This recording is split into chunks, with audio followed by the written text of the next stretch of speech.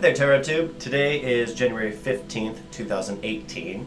I'll be working with the classic Rider-Waite tarot deck, and we'll be doing another Dyadic Cross.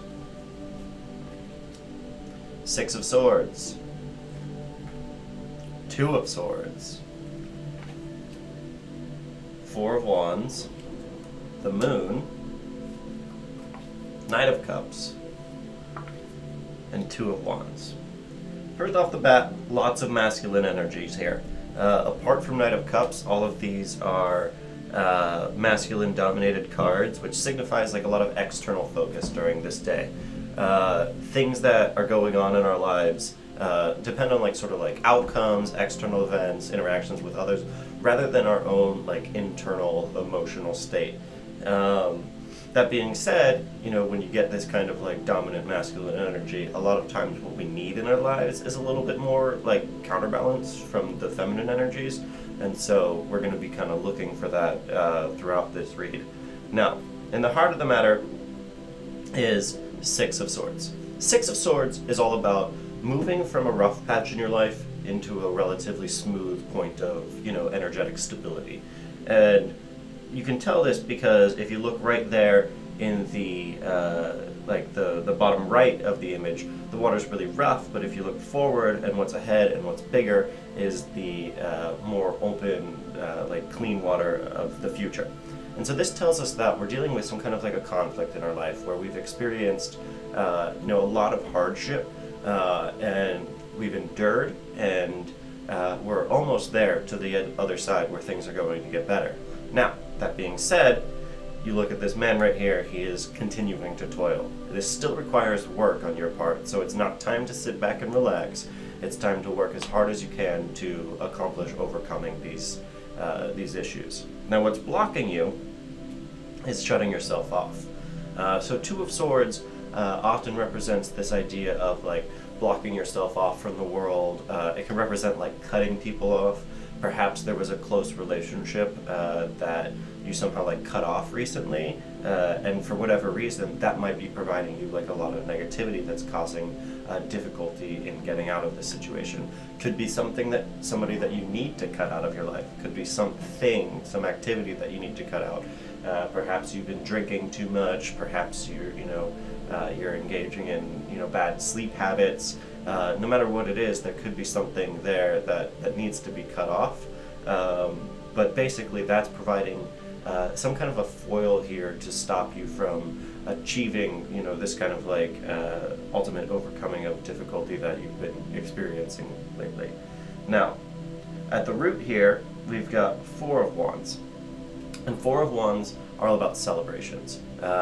Something has happened, perhaps recently, that you consider to be a victory, and you and your friends are celebrating. Sometimes this can be like just like a literal party. You know, maybe you were at a party recently that kind of like brought these things to light. But basically, the key element I have here is that the celebration doesn't involve everybody. The celebration is got like basically like you're arriving back at town, and there's these, you know, laurels and everything set up for you.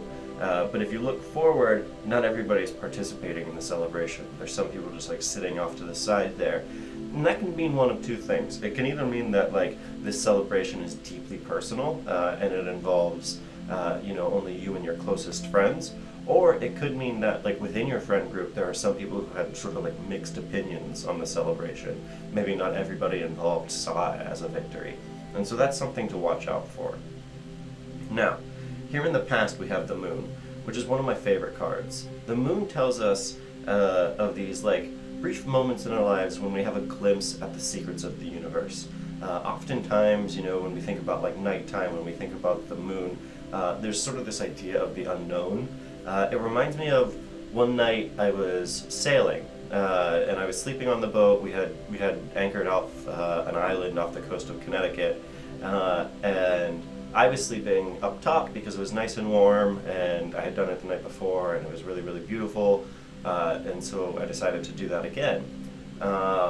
Partway through the night, it started to rain a little bit, and the rain got heavier and heavier and heavier, And suddenly the wind was howling, and I could no longer be sleeping outside. In fact, we found that the anchor was dragging, like we were being pushed towards the island.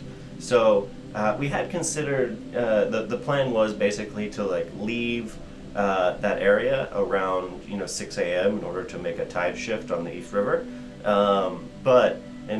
This happened around 3 or 4, and so we decided, all right, we'll just leave and we'll just go get started early. And so me and my boat partner, while everybody else slept in the cabin, me and my boat partner, we took 2-hour shifts or 4-hour shifts, I can't remember, sailing. And I took the first shift, and I was sailing out towards New York, and the moon was directly in front of me, shining down through a clear sky. At this point the rain had stopped. It was shining down through a clear sky and essentially illuminating a path along the water in the direction that I needed to head, just by pure coincidence. And so, like, to me this was like a really important symbolic moment. I tried to capture it with a photo, but you never really quite get the exposure right on things like that. I'm not a professional photographer or anything.